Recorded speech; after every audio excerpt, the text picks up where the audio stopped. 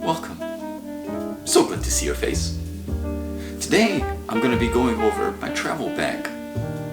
The small little guy that I've taken with myself to Kelowna. If you haven't seen the video from this trip, go and pause this video. Go to the description below and check it out for yourself. Now, before we keep on going, I must warn you, I will not continue this video in this style.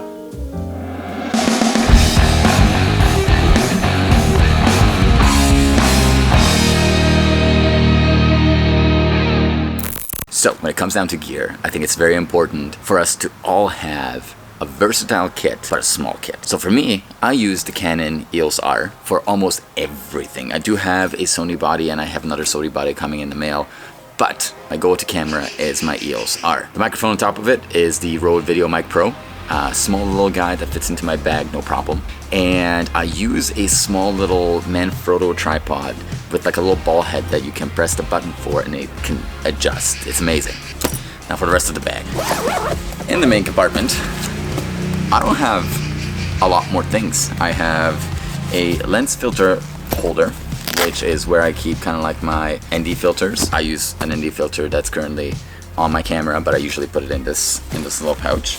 This rests where my camera would be. I have another lovely creation here, which is the Canon 50mm 1.4 lens, the most underrated lens of life. It's amazing, such a shallow depth of field, great in low light, just an amazing lens all around. Now, I made a video about this lens not too long ago. It's the Canon 135 f2. It is probably one of my second favorite primes because it is such a tight lens that it really zooms into that person and it really throws the background out of focus. It's absolutely amazing.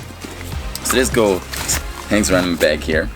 I have my newer card holder, which I have 4 memory cards in, as well as a couple of micro SD cards for my drones. And then I have a strap, a Peak Design strap, which I use for kind of stabilizing my video if I kind of go handheld. And I have another little Lowepro pouch, which has 2 extra batteries in it, as well as another battery charger kind of behind all of it. I don't know if you guys can see it, but that's kind of like my travel kit itself. Usually in this upper compartment I put like a Rode Wireless Go, which I recently purchased. It's an amazing, phenomenal little microphone. It just basically clips on a shirt and I could just walk all the way to Narnia if I want to. This thing will pick it up. It's absolutely amazing. Then in the little compartment I have some wireless earbuds.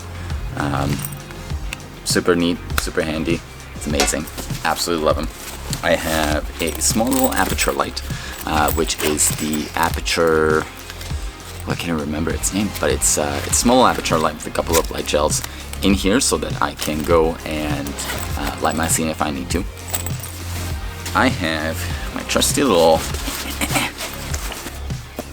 iPad Pro.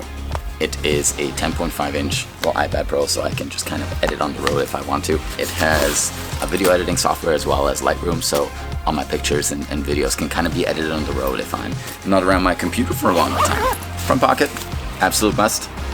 Gum. You always want to have a fresh breath. And maybe some Fisherman's Friend if it gets like really, really gnarly. Alright, that's it for the contents of the bag itself.